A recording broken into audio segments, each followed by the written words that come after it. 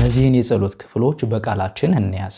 በስም አብ ወወልድ ወመንፈስ ቅዱስ አሐዱ አምላክ። ተወዳጆች እንደምን አላችሁ? በያላችሁበት ሰላም እግዚአብሔር ከሁላችሁ ጋር ይሁን። ይህ ሰዋስው ሚዲያ የዩቲዩብ ቻናላችን ነው።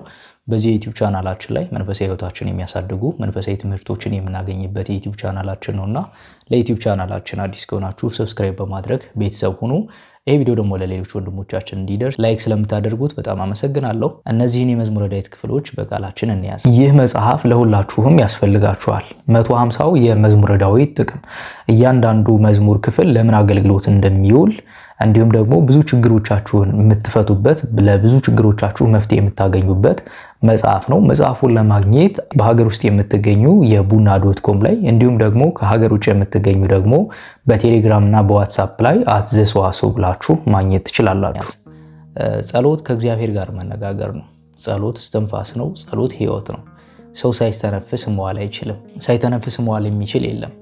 ምክንያቱም የሰው ሕይወቱ እንድንተነፍስበት ሕይወት እንድናገኝበት ከእግዚአብሔር ከሰጠን ነገሮች መካከል አንደኛው አየር ነው። እርሱ ለስጋችን መቆም ያስፈልገናል። ልክ እንደዛ ሁሉ ደግሞ ጸሎት ለነፍሳችን ምግብ ያስፈልገናል። የነፍስ ምግቧ የእግዚአብሔር ቃል ነው። ጸሎት ደግሞ የእግዚአብሔር ቃል ስለሆነ ከእግዚአብሔር ጋር የምንነጋገርበት መንገድ ስለሆነ እስትንፋሳችን ነው። ምክንያቱም ሕይወታችን እግዚአብሔር ስለሆነ ሕይወት የምናገኘው ከሱ ዘንድ ስለሆነ ስንጸልይ ከእርሱ ጋር ህብረት ይኖረናል ማለት ነው። አንድም ደግሞ ጸሎት መሰላል ነው። እግዚአብሔርን ወደኛ የምናቀርብበት መሰላል እንደሚታወቀው የራቀውን ማቅረብ የሚችል ነው እና እግዚአብሔርን ወደኛ እኛ ደግሞ ወደ እግዚአብሔር የምንጠጋበት መንገድ ነው ጸሎት ማለት ነው። ጸሎት ስለዚህ መሰላላችን ነው ማለት ነው።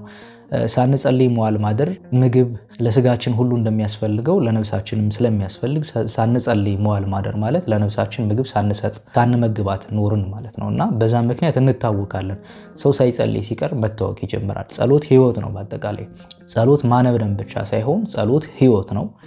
በዝምታ በንግግር የምንጸልያቸው ብዙ ጸሎቶች አሉና ጸሎት በአጠቃላይ ከእግዚአብሔር ጋር ልብ ለልብ የምንገናኝበት መንገድ ስለሆነ መጸለይ ያስፈልጋል ማለት ነው። ሳንጸልይ መዋል ማደር በራሱ ለነፍሳችን ጭንቀትን ይወልዳል። አንድ ሰው ከእግዚአብሔር ሲርቅ ነው ጭንቀት የሚመጣው። ሰው ሲጸልይ ያለው ነገር በሙሉ በንባም ሊሆን ይችላል ወይም በንግግሩ ወይም ደግሞ ከእግዚአብሔር ጋር በመነጋገሩ ምክንያት ይቀለዋል። ምክንያቱም ሸክምን የሚሸከም እርሱ ስለሆነ እናንተ ሸክም የከበዳችሁ ወደ እኔ ኑ እኔ ያሳርፋችኋለሁ ብሏልና በወንጌል። ስለዚህ ጸሎት በአጠቃላይ ሕይወት ስለሆነ ሳንጸልይ መዋል ማደር የለብንም ማለት ነው። ከምንጸልያቸው የጸሎት ክፍሎች መካከል በብዛት የምንማራቸው እንግዲህ የመዝሙረ ዳዊት ክፍሎችን ነው። እነዚህ የመዝሙረ ዳዊት ክፍሎች ደግሞ በቃላችን ብንይዛቸው በጣም ለብዙ ነገሮች የምንጠቀምባቸውና እኛንም ከብዙ ነገር የሚጠብቁን ይሆናል ማለት ነው። የእግዚአብሔር ቃል ከክፉ ነገር ይጠብቀናል። መልካሙን ነገር ወደ ሕይወታችን ይዞ ይመጣል። እግዚአብሔር ቃል በጸሎታችን እንቆማለን ብሎ መታበይ እሱ ትዕቢት ነው። በጸሎታችን ሳይሆን የምንቆመው የሚያቆምን እግዚአብሔር ነው። የምንጸልየው ግን ከእግዚአብሔር ከአባታችን ጋር ከእግዚአብሔር ከፈጣሪያችን ጋር ንግግር ማድረግ ስለሚገባንና እኛም ደግሞ በእርሱ ህብረት ውስጥ እንድንኖር ስለሚሆን ነው የምንጸልየው። አንድም ደግሞ ጸሎት ሕይወት ስለሆነ ከእግዚአብሔር ጋር የሚያነጋግረን መንገዳችን ስለሆነ ከእግዚአብሔር ጋር ለመነጋገር ህብረት እንዲኖረን ለእግዚአብሔር ለመታየት ነው የምንጸልየው እንጂ በጸሎታችን እንጠበቃለን ማለት በራሱ ትዕቢት ነው። ስለ ጸለይን ግን እግዚአብሔር ይጠብቀናል። በጸለይንም አለጸለይንም እግዚአብሔር ይጠብቀናል። ነገር ግን ስንጸልይ ከእግዚአብሔር ጋር ህብረት ይኖረናል። ከአባታችን ከእግዚአብሔር ጋር እንነጋገራለን። የልጅና የአባት ፍቅርን እናዳብራለን። እኛም ደግሞ ሕይወት ይኖረናል ማለት ነው። ስንጸልይም ደግሞ ክፉ ነገሮችን እናስወግዳለን፣ ከክፉ ነገሮች እንጠበቃለን።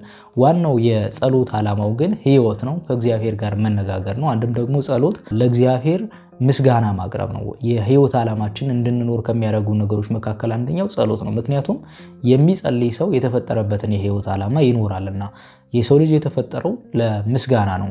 ጸሎት ደግሞ ምስጋናና ጸሎትን የያዘ ነው። በጸሎታችን እግዚአብሔር እናመሰግናለን። እንዲሁም ደግሞ በስጋ ሕይወታችን እግዚአብሔር ከብዙ ነገር እንዲጠብቀን እንማጸናለን ማለት ነው። ስለዚህ መጸለይ ያስፈልጋል። ከምንጸልያቸው የጸሎት ክፍሎች መካከል ደግሞ አንደኛው መዝሙረ ዳዊት ነው። መዝሙረ ዳዊት ከእግዚአብሔር ጋር የሚያገናኘን ከእግዚአብሔር ጋር ልብ ለልብ የሚያገናኘን ሕይወት የሚሰጠን ክፉ ነገሮችን የሚያረቅልን መልካም ነገሮችን የሚያቀርብልን የተረጋጋ ስብዕና እንዲኖረን የሚያደርገን መዝሙረ ዳዊት ነው። እዚህ የመዝሙረ ዳዊት ክፍላት ደግሞ በቃላችን ብንይዝ ድንገት መዝሙረ ዳዊት በቤታችን ባይኖር እንዲሁም ደግሞ መንገድ ላይ ልንሆን እንችላለን።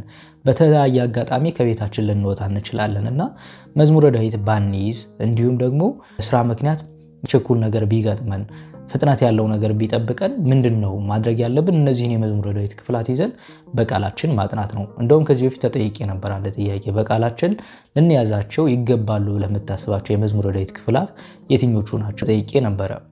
መዝሙረ ዳዊት ብዙ ነው ምስጢሩ። ይሄኛውን ትታችሁ ይሄኛውን ያዙ ማለት ሳይሆን ድንገት ግን እነዚህን የመዝሙር ክፍላት ብንይዛቸው በቃላችን በጣም በብዙ ነገሮች እኛ እንጠበቅበታለን፣ ከእግዚአብሔር ጋርም ህብረት እንዲኖረን ያደርጉናል ማለት ነው። የመጀመሪያው መዝሙር 1 ነው፣ ፍካሬ ጻድቃን ወዘኃጥአን። መዝሙር 1 እጅግ በጣም ብዙ ጥቅሞች ያሉት ነው። በጣም ብዙ ጥቅሞች ያሉት የመዝሙረ ዳዊት ክፍል ነው ፍካሬ ጻድቃን ወዘኃጥአን።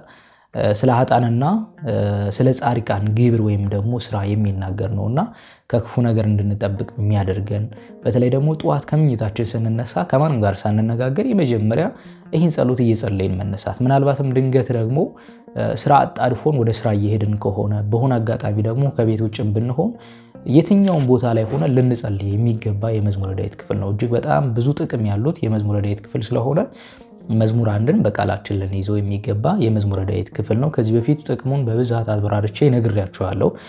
ሁለተኛ የመዝሙረ ዳዊት ክፍል ደግሞ መዝሙር 3 ነው። እግዚኦ ሚበዙ አቤቱ የሚያስጨንቁኝ ምንኛ በዙ የሚለው ክፍል ነው። ይህ መዝሙር ደግሞ በጣም ብዙ ጥቅም ካላቸው የመዝሙረ ዳዊት ክፍላት መካከል ሆኖ እንዲሁም ደግሞ ከማታ የጸሎት ክፍሎች መካከል አንደኛው ነው። ከዚህ በፊትም መጽሐፌ ላይ አካትቼዋለሁ። ይህንን መዝሙረ ዳዊት በቃላችሁ መያዝ ካለባችሁ የመዝሙረ ዳዊት ክፍል አንዱ ነው መዝሙር 3። አቤቱ የሚያስጨንቁኝ ምንኛ በዙ፣ ብንጨነቅ ወይንም ደግሞ የሚያስጨንቁ ነገሮች ቢመጡብን በማታ የጸሎት ጊዜያችን ደግሞ ሰላማዊ የሆነ እንቅልፍ እንዲኖረን ክፉ ሰዎችን የሚያርቅልን የኛንም ክፉ ባህሪ የሚያስወግድልን ስለሆነ ዕለት ዕለት በቃላችን ይዘን ልንጸልያቸው ከሚገቡ የመዝሙረ ዳዊት ክፍል መካከል አንደኛው መዝሙር 3 ነው። ማታ የጸሎት ክፍሎች መካከል አንደኛው ነው መዝሙር 3። ስለዚህ አቤቱ የሚያስጨንቁኝ ምንኛ በዙ የሚለውን መዝሙር 3ንም በቃላችን ልንይዘው የሚገባ የመዝሙረ ዳዊት ክፍል ነው። ይህ ማለት ግን ሌሎችን የመዝሙረ ዳዊት ክፍል አትጸልዩ ማለት አይደለም። ግን በብዙ ችግሮች ስናልፍ ድንገት ለምሳሌ አሁን የታመመ ሰው ቢገጥመን መዝሙር 90 ወደፊት እመጣበታለሁ፣ እሱን እንጸልይለታለን። ልክ እንደዚሁም ሁሉ መዝሙር 3ን በየዕለት ለምሳሌ ስራ ላጡ ሰዎች መጸለይ የሚገባቸው የመዝሙረ ዳዊት ክፍል አንደኛው ነው መዝሙር 3። ስለዚህ ብዙ ችግሮችን ያስወግድልናል ማለት ነው። ስለዚህ ይሄኛውን የመዝሙር ክፍልም በቃላችን መያዝ ያለብን የመዝሙረ ዳዊት ክፍል ነው ማለት ነው። ሌላኛው የመዝሙረ ዳዊት ክፍል ደግሞ መዝሙር 4 ወጽዋዕክዎ ለእግዚአብሔር ስምዐኒ ጽድቄ የሚለው የመዝሙረ ዳዊት ክፍል ነው። ይህም ደግሞ ብዙ ጥቅም ካላቸው የመዝሙረ ዳዊት ክፍል መካከል ቢሆንም በቃላችን መያዝ ይገባናል ብዬ አስባለሁ። ይህንን የመዝሙረ ዳዊት አንደኛ የተደበላለቀ ስሜት ውስጥ ስናልፍ ልንጸልይ የሚገባ የመዝሙረ ዳዊት ክፍል ነው። ስለዚህ በቃላችን አጥንተን በዚህ ሰዓት ልንጸልየው እንችላለን። ለምሳሌ በታችነት ስሜት ሊሰማን ይችላል፣ ዲፕሬሽን ውስጥ ልንገባ እንችላለን፣ ወይንም ደግሞ ብዙ የተደበላለቀ ስሜት ሊኖረን ይችላል እና ይህ የመዝሙረ ዳዊት ክፍል ደግሞ ለዚህኛው ያገለግለናል። እንዲሁም ደግሞ ማታ ጸሎትም ይሉታል። መዝሙር 4 ኢቪኒንግ ፕራየር ከሚባሉ ወይም ደግሞ የማታ ጸሎቶች መካከል አንደኛው ነው ይሉታል እና ይህንን የመዝሙረ ዳዊት ክፍል ደግሞ በቃላችን መያዝ ያስፈልጋል ማለት ነው። ቢቻል እንግዲህ መጨመር ከተቻለ መዝሙር 5ን ቃሌ አጽመ ወይም ደግሞ የጠዋት መዝሙር ነው ተብሎ ከሚጠቀሱ የመዝሙረ ዳዊት ክፍል መካከል አንደኛው መዝሙር 5 ነው። አለፍ ብለን ደግሞ መዝሙር 12 ያ ማለት እስከ መይዜኑ እግዚኦ ትረሳኒ ለግሙራ አቤቱ እስከ መቼ ትረሳኛለህ የሚለውን የመዝሙረ ዳዊት ክፍል ይህን የመዝሙረ ዳዊት ክፍል ደግሞ በቃላችን መያዝ ካሉብን የመዝሙረ ዳዊት ክፍሎች መካከል አንደኛው ነው። ይህ መዝሙረ ዳዊት የተጸለየው እንግዲህ ቅዱስ ዳዊት ሳኦል ያሳደደው በነበረ ጊዜ የጸለየ የመዝሙረ ዳዊት ክፍል ስለሆነ እስከ መይዜኑ እግዚኦ ትረሳኒ ለግሙራ አቤቱ እስከ መቼ ትረሳኛለህ የሚል የመዝሙረ ዳዊት ክፍል ነውና በተለያየ ሁኔታ ውስጥ ስንሆን ለምሳሌ አንድ ሰው እንቅልፍ ሊያስቸግረው ቢችል ይህንን የመዝሙረ ዳዊት ክፍል ቢጸልየው ለዚህ ችግር መፍቻ ይሆነዋል እና ብዙ ጥቅም አለ። መጽሐፌ ላይ ጠቅሼዋለሁ። ግን በቃላችን መያዝ ካሉብን የመዝሙረ ዳዊት ክፍላት መካከል አንደኛው ነው። ይህንን የመዝሙረ ዳዊት ክፍል ደግሞ በቃላችን መያዝ ያስፈልጋል ማለት ነው። ሌላኛው መዝሙር 22 ነው። እግዚአብሔር ይርአየኒ እግዚአብሔር እረኛዬ ነው የሚያሳጣኝ የለም፣ በለመለመ መስክ ያሳድረኛል የሚለው የመዝሙረ ዳዊት ክፍል ነው። ይህንም የመዝሙረ ዳዊት ክፍል በቃላችን መያዝ ካሉብን የመዝሙረ ዳዊት ክፍላት መካከል አንደኛው ነው። ብዙ ጥቅሞች አሉት እግዚአብሔር እረኛዬ ነው የሚለው። አንደኛው በህይወታችን የእግዚአብሔር ጥበቃ እንዳይለየን ያደርጋል። ሁለተኛ ደግሞ በረከት በህይወታችን እንዲኖር ያደርጋል።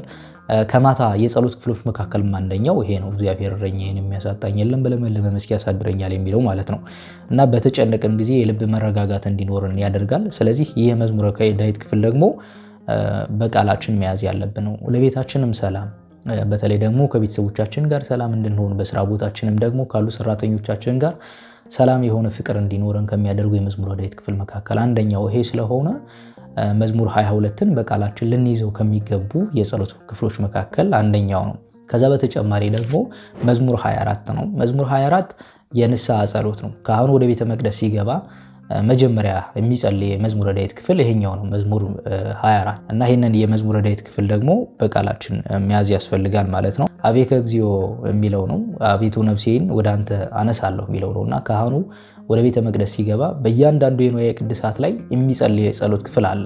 ከመዝሙረ ዳዊት ክፍልም ከሌሎች ቅዱሳን ጸሎቶችም የተወጣጣ ጸሎቶችን ይጸልያል በእያንዳንዱ ንዋየ ቅድሳት ላይ እና ለራሱ የንስሐ ጸሎት የሚጸልየው አንደኛው ይሄኛውን የመዝሙር ክፍል ነው። ከመዝሙር 50 ቀጥሎ መዝሙር 50 ይጸልያል።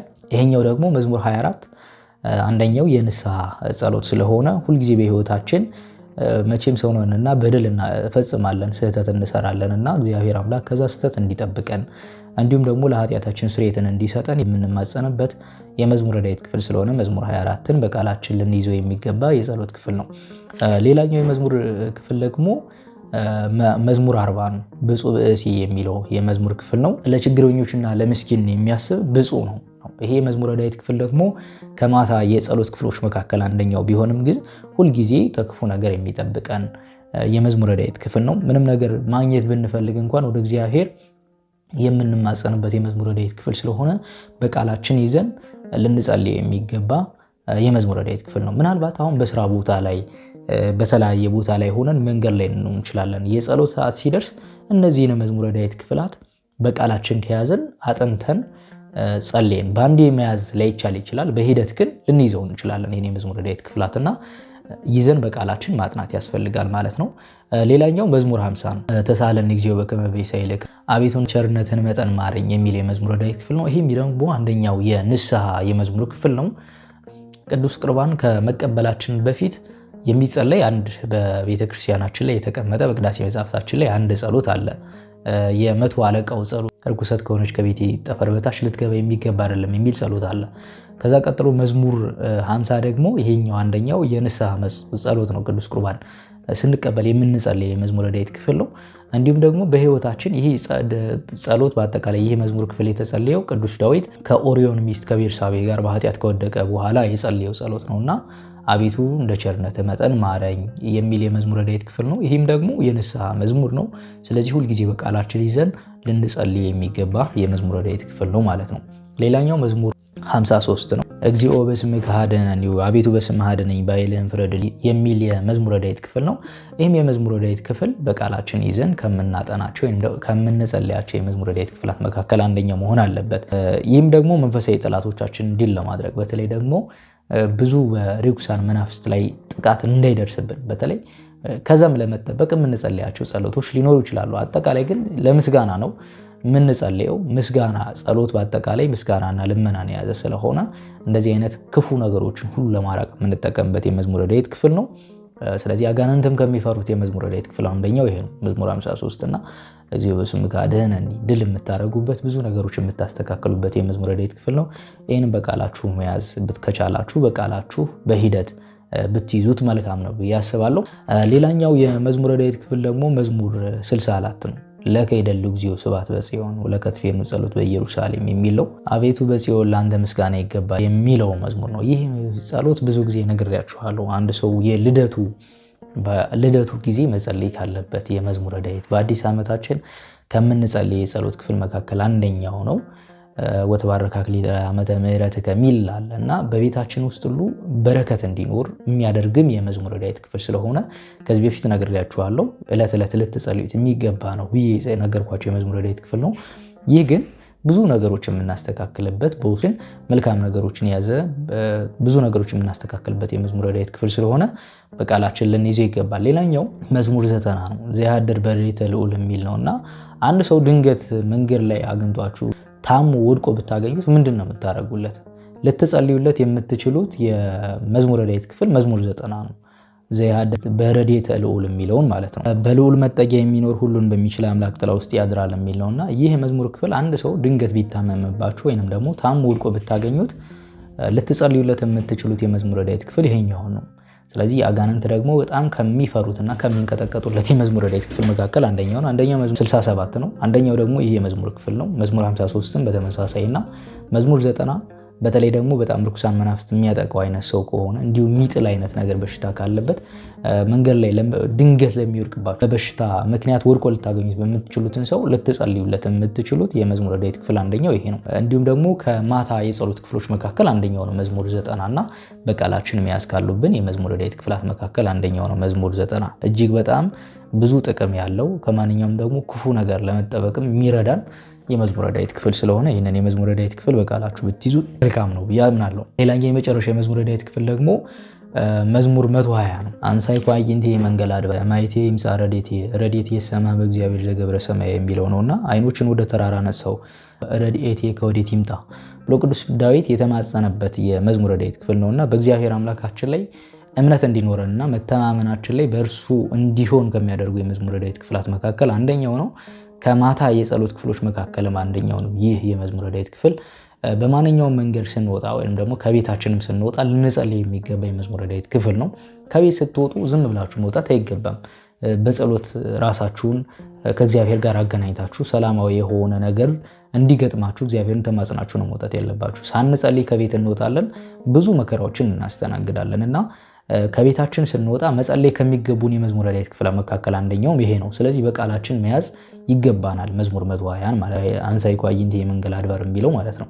ስለዚህ ይህን የመዝሙረ ዳዊት ክፍል ሁልጊዜም ቢሆን በቃላችን ይዘን መንገድ ስንወጣ የትኛውም መንገድ ሊሆን ይችላል፣ ወደ ስራም ስንወጣ ወደ ስራም ስንሄድ ልንጸልይ የሚገባ የመዝሙረ ዳዊት ክፍል ስለሆነ በቃላችሁ ልትይዙ የሚገባ የመዝሙረ ዳዊት ክፍል ነው ማለት ነው። ስለዚህ እነዚህን ወደ 12 የሚሆኑ የመዝሙረ ዳዊት ክፍላት በቃላችሁ አጥንታችሁ ለሚገጥሟችሁ ችግሮች እንዲሁም ደግሞ እግዚአብሔር አምላካችን የምናመሰግንባቸው የመዝሙረ ዳዊት ክፍላት ስለሆነ ቢያንስ አንድ ጸሎት በቃላችን መያዝ ያስፈልጋልና ሌላው እንኳን ቢቀር ከነዚህ የመዝሙረ ክፍላት አንደኛውን በቃላችሁ ይዛችሁ ቤተክርስቲያንም ለምሳሌ በማታ ልትገኙ ትችላላችሁ። ጉባኤ ላይ ወይም ደግሞ በሰርክ ሰዓት ላይ ተገኝታችሁ ልትጸልዩ ትችላላችሁና የጸሎት መጽሐፍ ላንይዝ የምንችልበትም ጊዜያቶች ይኖራሉና እነዚህን የመዝሙረ ዳዊት ክፍላት በቃላችን ይዘን ከሌሎች ጸሎቶች ጋር በቃላችን ከምናውቃቸው ጋር መጸለይ ያስፈልጋል ማለት ነው። እግዚአብሔር አምላካችን ምሕረትና ቸርነቱ አይለየን።